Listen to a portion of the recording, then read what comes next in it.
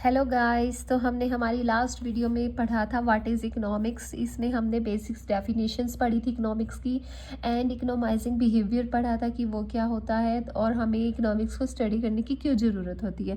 Now comes to our second main topic, that is objective of business firm. हम इसमें second chapter में basically objectives क्या हैं, हमारे क्यों हैं, किस तरीके से होते हैं और किस तरीके से उनको फुलफिल किया जाता है, वो सब हम पढ़ेंगे। तो चलिए चलते हैं हमारे सेकंड चैप्टर की तरफ, that is objective of business firm. Okay, तो बेसिकली जो भी मैनेजर्स होते हैं किसी भी फर्म में, तो उनका मेन काम क्या होता है कि कंपनी के जो उनके फर्म्स के जो ऑब्जेक्टिव्स हैं उनको अचीव करना होता है। वो जो भी पॉलिसी फॉर्मुलेट करेंगे, जो भी वो रूल्स एंड रेगुलेशंस या जो भी स्ट्रैटेजी अपनाएंगे, वो उनका एक ही मकसद होगा कि उन्होंने अपने जो बिजनेस फर्म के जो डिसाइडेड ऑब्जेक्टिव्स हैं उनको अचीव करना है।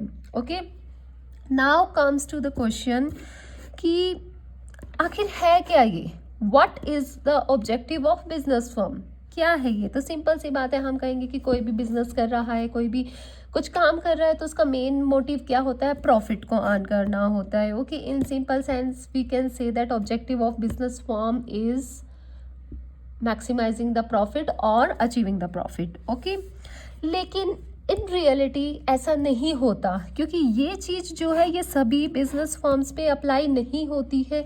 क्योंकि कुछ बिजनेस फर्म्स ऐसी होती हैं जो मैक्सिमाइज सेल को मैक्सिमाइज करना चाहती हैं या अपनी जो कॉस्ट है उसको मिनिमाइज करना चाहते हैं। तो अब हमारे पास दो कॉन्ट्राडिक्टरी टर्म आ गई। एक तो हम कह रहे हैं कि प्रॉफिट को मैक्सिमाइज करना हमारा ऑब्जेक्टिव होता है, दूसरी टर्म में हम कह रहे हैं कि सेल को मैक्सिमाइज करना या कॉस्ट को मिनिमाइज करना ये हमारे ऑब्जेक्टिव हैं। तो आगे पढ़ते हैं कि ऐसा क्यों है। Business pursue different objective under different kind of market conditions, कि जो बिजनेस है वो अपने ऑब्जेक्टिव्स डिफरेंट मार्केटिंग कंडीशंस को देख के सेट आउट करते हैं। फॉर एग्जांपल, अगर मार्केट में इन्फ्लेशन है तो कंपनी का ऑब्जेक्टिव या बिजनेस का ऑब्जेक्टिव ये रहेगा कि हम इन्फ्लेशन को कोप अप करें, प्रॉफिट को बाद में देखा जाएगा। ओके, कोई फर्म ऐसी है कि जिसमें ज़्यादा ही टर्नओवर हो रहा है, उसके एम्प्लॉयज़ ज़्यादा ले ऑफ मतलब छोड़ के जा रहे हैं, तो उनका मेन ऑब्जेक्टिव ये रहेगा कि हम कुछ डिविडेंड पॉलिसी या फिर कुछ ऐसी पॉलिसी लेके आए कि हमारा टर्नओवर कम होए। तो ये भी मतलब बिजनेस के ऑब्जेक्टिव हो सकती हैं।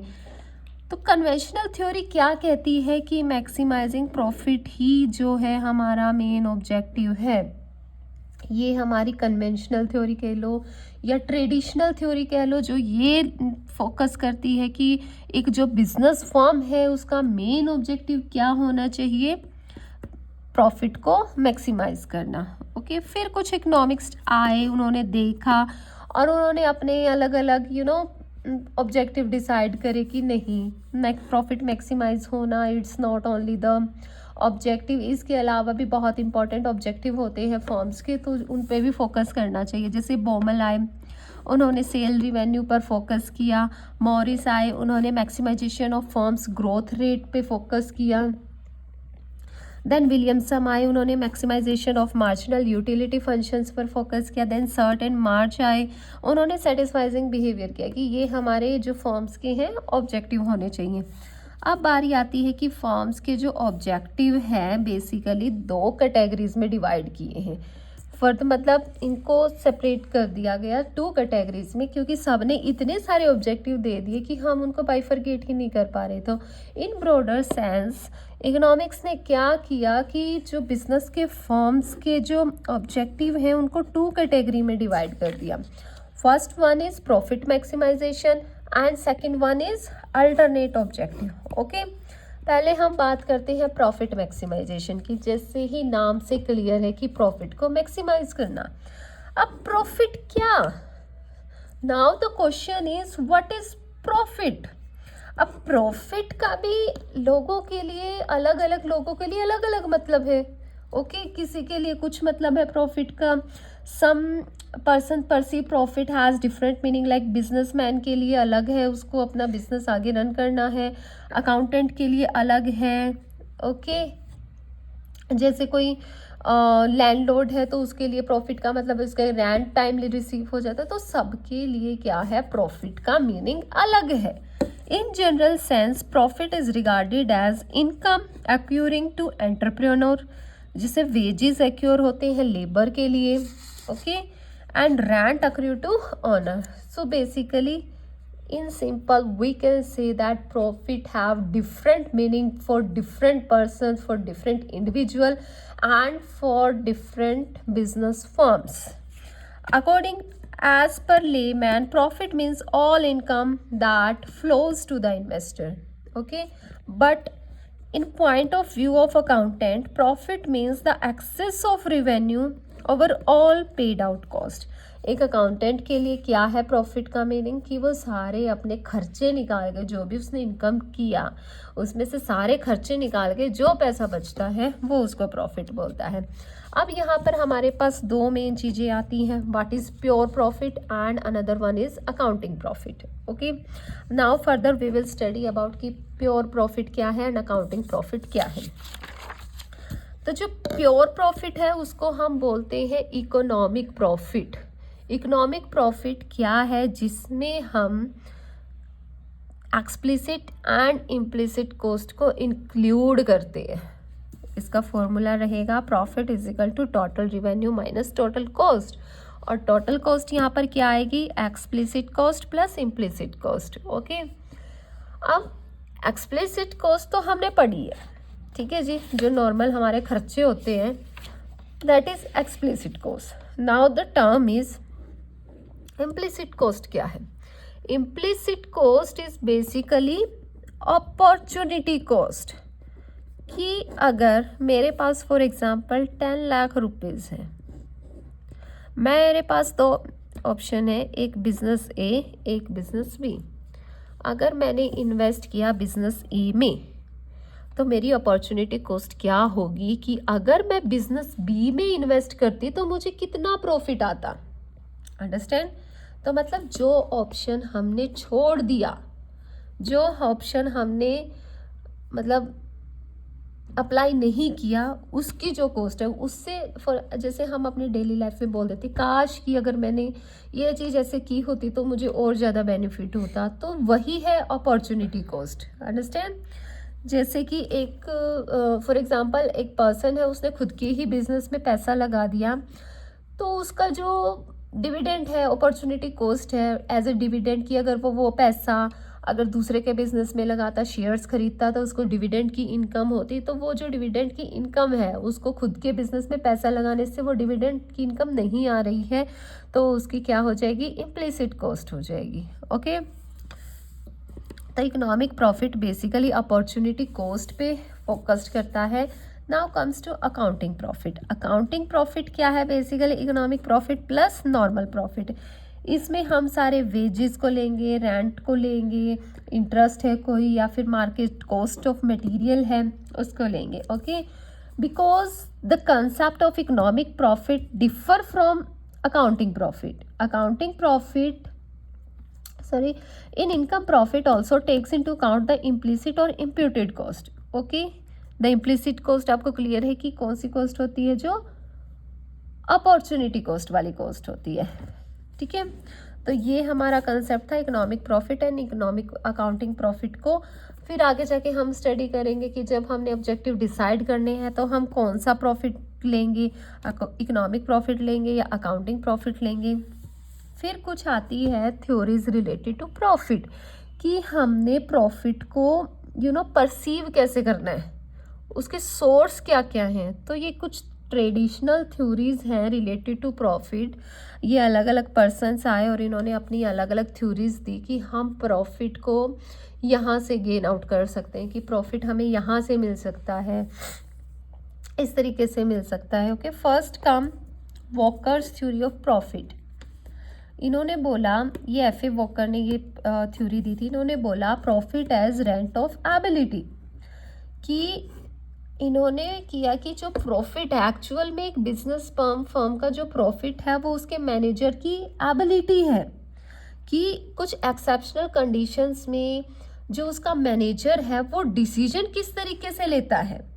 ओके, कि जो बेसिकली अगर कोई लॉस होना है, अगर वो पहले ही परसीव कर लेता है कि मार्केट में ये कंडीशंस आएंगी, और मैनेजर जो है वो सोच समझ के कुछ ऐसा डिसीजन ले लेता है कि वो लॉस नहीं होता, तो ये एफ ए वॉकर कहता है कि एक्चुअल में बिजनेस के लिए प्रॉफिट ही वो चीज़ है कि उसने लॉस को आने से पहले ही स्टॉप कर दिया। तो यहाँ पर उसने फोकस किया कि जो it's not in monetary terms, तो जो मैनेजर की एबिलिटी है डिसीजन लेने की to cope up with the changing environment, वो एक्चुअल प्रॉफिट है बिजनेस का। फिर आए क्लार्क्स, जिन्होंने डायनेमिक थ्योरी दी प्रॉफिट की। इन्होंने बोला कि जो हमारे मार्केट बिजनेस है, जो मार्केट स्टेजेस हैं, मार्केट कंडीशंस हैं, वो कभी भी स्टैटिक्स नहीं हो रहती, वो टाइम टू टाइम चेंज होती रहती है। ओके, तो इन्होंने फोकस किया कि profit in addition to normal profit.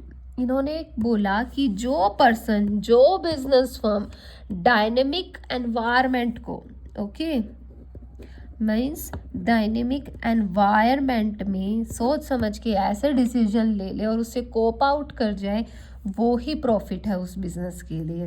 तो इन्होंने एनवायरनमेंट पे बेसिकली फोकस किया कि क्योंकि वो स्टेटिक नहीं होता, और बिजनेस फर्म को आपने खुद को इस तरीके से तैयार कर लेना चाहिए कि वो चेंजिंग एनवायरनमेंट में कोप आउट कर सके।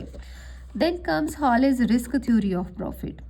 ये दी थी एफ बी हॉले ने 1893 में। इन्होंने बोला जो बिजनेस फर्म जितना रिस्क को ओवरकम करेगी, मतलब रिस्क को पहले ही परसीव कर लेगी, बिजनेस रिस्क को पहले ही परसीव कर लेगी और अपनी स्ट्रेटेजी उस रिस्क को देखते हुए पहले ही फॉर्म कर लेगी, तो वो उस कंपनी के लिए एक प्रॉफिट ही है। Okay, for example compensation for actuarial average loss incidental to the various classes of risk.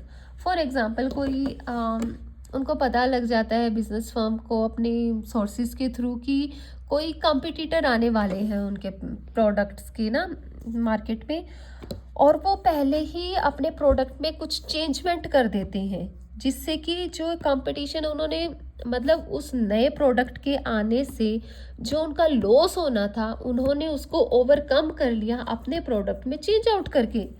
तो जो लॉस होना था वो उन्होंने डिक्लाइन कर दिया, ख़त्म कर दिया। तो ये क्या हुआ, कंपनी के लिए प्रॉफिट हुआ कि जो एक्चुअल में होना था, अगर नहीं वो चेंज आउट करते तो लॉस होना था, और वो लॉस अब नहीं हुआ, तो हम इसको तो भैया बोलेंगे कि हमारे लिए तो फ़ायदा है, हमारे लिए तो प्रॉफिट है। And individuals to suffer the consequences of being expose to risk in their entrepreneurial advantages. ये मैनेजर्स के पॉइंट ऑफ व्यू से बोला गया है कि अगर वो लॉस हो जाता तो उसकी वजह से कंपनी है या जो मैनेजर्स हैं उनको क्या सफ़र करना पड़ता, वो सिचुएशंस को भी इन्होंने बोला कि अब वो हमें सफ़र नहीं करना पड़ेगा, तो ये हमारे लिए फ़ायदे की बात है, दैट मीन्स ये हमारे लिए प्रॉफिट है। Then comes Knight's theory of profit. ये दी थी फ्रैंक एच नाइट ने। इन्होंने बोला कि profit as a residual return to uncertainty bearing, not to risk bearing. इन्होंने बोला रिस्क बियरिंग, जैसे इन्होंने बोला कि आप जितना रिस्क को ओवरकम कर लेंगे उतना आपके लिए प्रॉफिट है। फिर इन्होंने बोला कि risk bearing is not only the factor, आप मतलब अनसर्टेनिटी को कितना बियर करते हैं। कोई एकदम से कोई अनसर्टेनिटी आ जाती है, आप उसको, आपकी बियरिंग कैपेसिटी क्या है, उसको हम रिस्क मतलब प्रॉफिट बोलेंगे। उन्होंने फिर calculable and non calculable risk को डिफाइन किया। कैलकुलेबल रिस्क वो होते हैं कि फॉर एग्जांपल हमें पता है कि भाई अगर हमारी फैक्ट्री है, कोई इंडस्ट्री है, तो उसमें फायर लग सकती है, तो हमने फायर इंश्योरेंस करवा लिया। ओके, कुछ और इंश्योरेंस होते हैं, हमने वो करवा लिए। लेकिन कुछ ऐसे रिस्क होते हैं जिनका हमें नहीं पता होता, उनको हम कैलकुलेट नहीं कर सकते, तो वो होते हैं नॉन कैलकुलेबल रिस्क, और उनका हम कोई इंश्योरेंस भी नहीं करवा सकते हैं। तो आप जितना इनको नॉन कैलकुलेबल रिस्क को ओवरकम करने की कोशिश करेंगे, जिनसे उनको कॉप आउट करने की कोशिश करेंगे, तो उतना ही आपके लिए प्रॉफिट होगा। Next come to Schumpeter's innovations theory of profit. ये दी थी जोसेफ एफ स्क्वेंस्टर ने। इन्होंने डिफाइन किया था कि economic development, it is a theory of constituent of his theory of economic development. Okay, basically economic development take place only when there are innovation in goods and services, कि जितना एक firm अपनी production में innovation का use करेगी उतना ही ज़्यादा उसको प्रॉफिट होगा, क्योंकि उन्होंने बोला कि मतलब जितना इनोवेशन होगा, इनोवेशन से आप नया प्रोडक्ट ला सकते हैं। Innovation can be in introducing of a new production technology और क्रिएटिंग और finding new source of raw material, opening new marketing for the innovated products. Means जितना आप इनोवेशन लाओगे अपनी कंपनी में, अपनी बिजनेस फर्म में, उतना ही ज़्यादा आपको बेनिफिट होगा। इनकी एक अजम्पशंस थी कि इन्होंने इकोनॉमिक कंडीशन को स्टेशनरी माना। इन्होंने बोला कि जो मार्केट है वो परफेक्टली कम्पिटिटिव मार्केट है, इकोनॉमिक कंडीशंस जो है, इन्फ्लेशन या इकोनॉमिक कंडीशंस जो हैं आपकी वो स्टेबल है। नेक्स्ट आती है monopoly power as a source of profit. Monopoly क्या होता है? जब एक तंत्र जब एक फर्म, एक बिग फर्म है, उसका मार्केट पे बहुत ज़्यादा इन्फ्लुएंस होता है। कि मीन्स लाइक वो अपने प्रोडक्ट की डिमांड, सप्लाई या प्राइस को फ्लक्चुएट कर सकते हैं अपने अकॉर्डिंग। तो मोनोपोली प्रॉफिट भी वही होता है। फॉर एग्जांपल, आप एक ऐसा प्रोडक्ट बनाते हो जो पूरे मार्केट में कोई और फर्म बनाती ही नहीं है। किसी को अगर वो प्रोडक्ट परचेज करना पड़ेगा तो वो आपके पास ही आएंगे। ओके, तो दैट इज़ मोनोपोली। और उससे आपको जो प्रॉफिट गेन होता है वो मोनोपोली प्रॉफिट है, कि आपका प्रोडक्ट जो इतना इनोवेटिव है कि कोई बना ही नहीं सकता, एंड मोनोपोली पावर आप अचीव करते हैं। तो ये भी क्या है? एक सोर्स ऑफ प्रॉफिट है। तो बेसिकली हमने अभी डिफरेंट सोर्सेज ही पढ़े हैं प्रॉफिट के, कि हमें प्रॉफिट कहाँ कहाँ से आ सकता है। जैसे वॉकर ने बोला कि ये एबिलिटी है मैनेजर की, कि वो एक्सेप्शनल कंडीशन में क्या डिसीजन लेते हैं। क्लार्क्स ने बोला कि थ्योरी ऑफ प्रॉफिट वो डायनेमिक एनवायरनमेंट को जितना आप चेंज करोगे, जितना कोप आउट करोगे। हॉले ने बोला कि जितना आप हॉले ने रिस्क थ्योरी ऑफ प्रॉफिट दी, कि जितना बिजनेस रिस्क को इन्वॉल्व करोगे, उसको कॉप आउट करोगे, उतना प्रॉफिट होगा।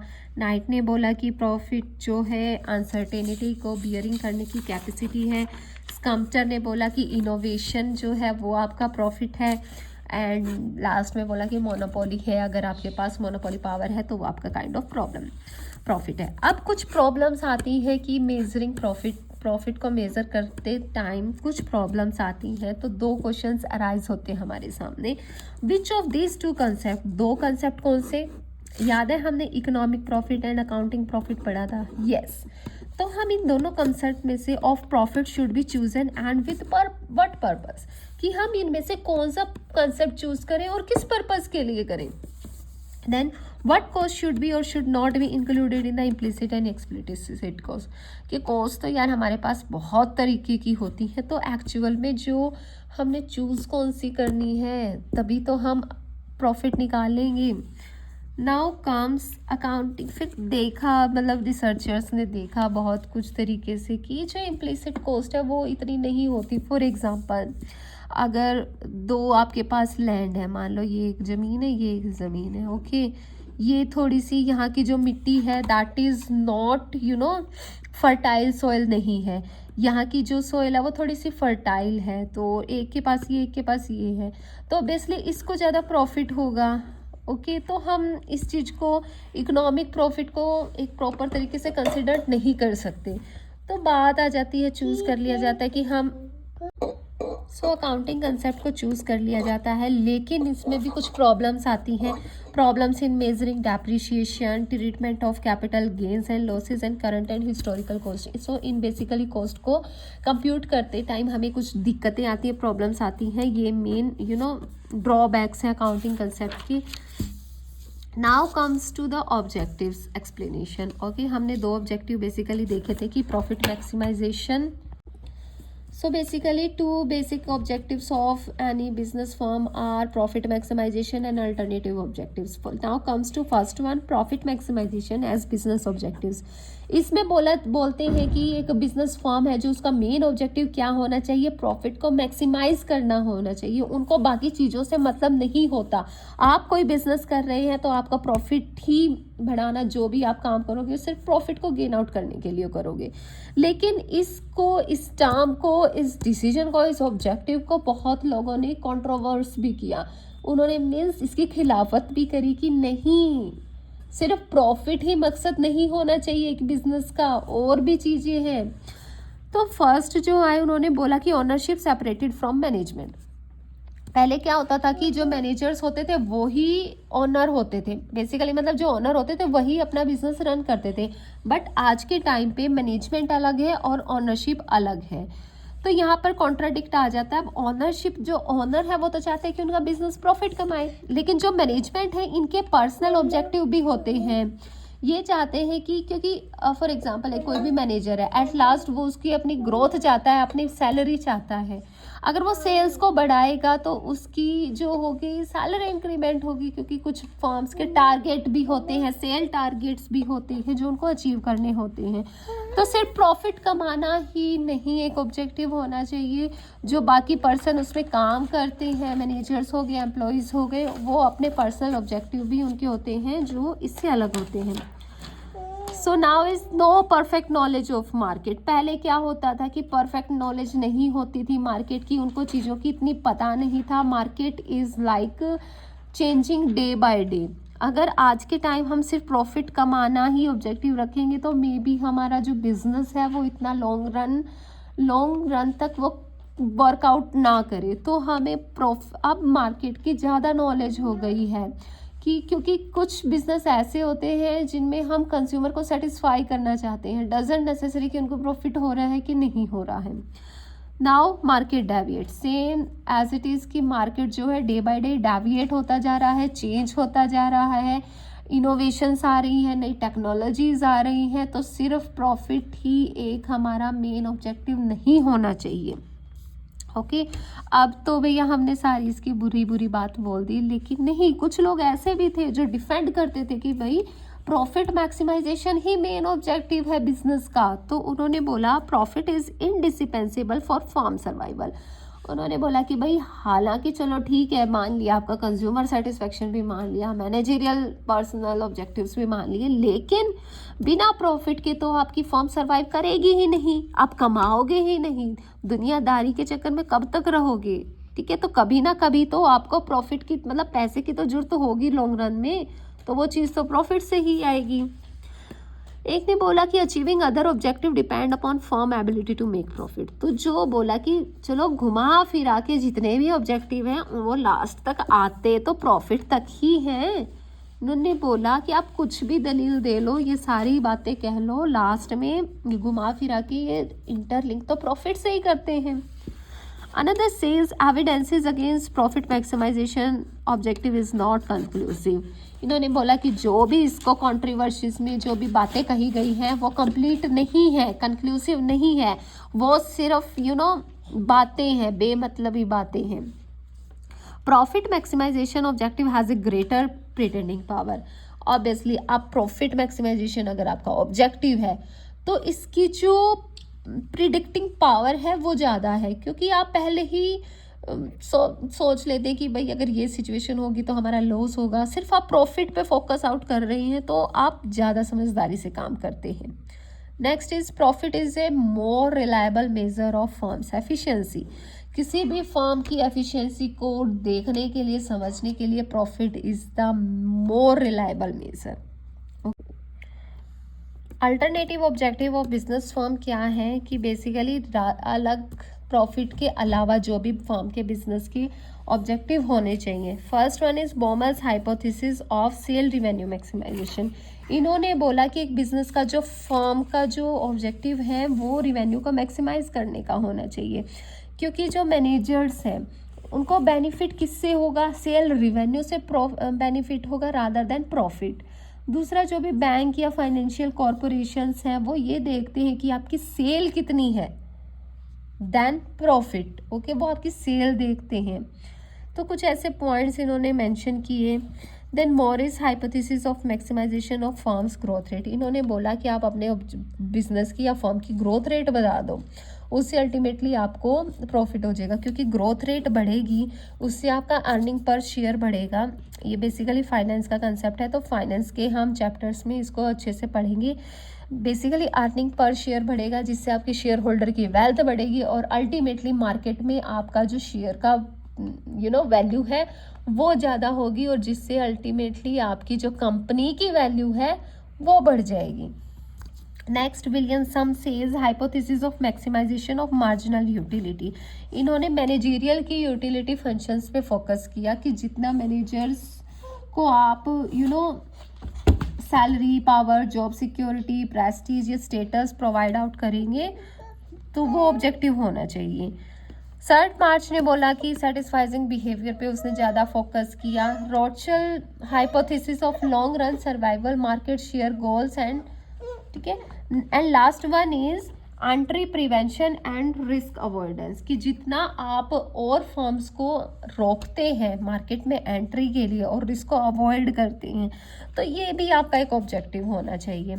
लेकिन आज के टाइम पे हमारे जो फर्म्स है उसका मेन ऑब्जेक्टिव है maximisation of value of firm.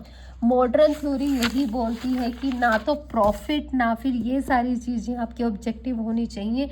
Basically आपको आपकी फर्म की वैल्यू को बढ़ाने का, वैल्यू ऑफ फर्म्स को बढ़ाने के लिए आपका ये मेन ऑब्जेक्टिव होना चाहिए, क्योंकि आपकी अगर वैल्यू ऑफ फर्म बढ़ेगी इससे क्या होगा, अर्निंग पर शेयर इंक्रीज होगा, जिससे शेयर होल्डर्स की वेल्थ बढ़ेगी। शेयर होल्डर की वेल्थ बढ़ेगी तो ऑब्वियसली मार्केट में उसका फर्म का नाम होगा और लोग आपसे जुड़ना चाहेंगे, और इससे अल्टीमेटली जो आपकी वैल्यू ऑफ फर्म है वो बढ़ जाएगी और आपको प्रॉफिट ही प्रॉफिट हो जाएगा। सो ये था हमारा chapter objective of business firms, जिसमें हमने ऑब्जेक्टिव्स पढ़े, प्रॉफिट के बारे में पढ़ा कि प्रॉफिट क्या है, इकोनॉमिक एंड अकाउंटिंग प्रॉफिट हमने पढ़ा, फिर थ्योरीज हमने पढ़ी कि प्रॉफिट को हम कैलकुलेट किस किस तरीके से कर सकते हैं। देन हमने प्रॉब्लम्स को देखा कि कौन सी प्रॉब्लम्स ऑकर होती हैं while calculating the profit, and फिर हमने हमारे दोनों मेन ऑब्जेक्टिव्स को पढ़ा। Thank you so much. Further videos के लिए आप हमारा चैनल सब्सक्राइब करना मत भूलें। For more detailing notes you can DM us on Instagram @alphacommerceacademy। Okay, वहाँ पर आपको डिटेल नोट्स प्रोवाइड होंगे। हमारी बुक्स अवेलेबल हैं, you can learn these videos in depth from that books. Thank you.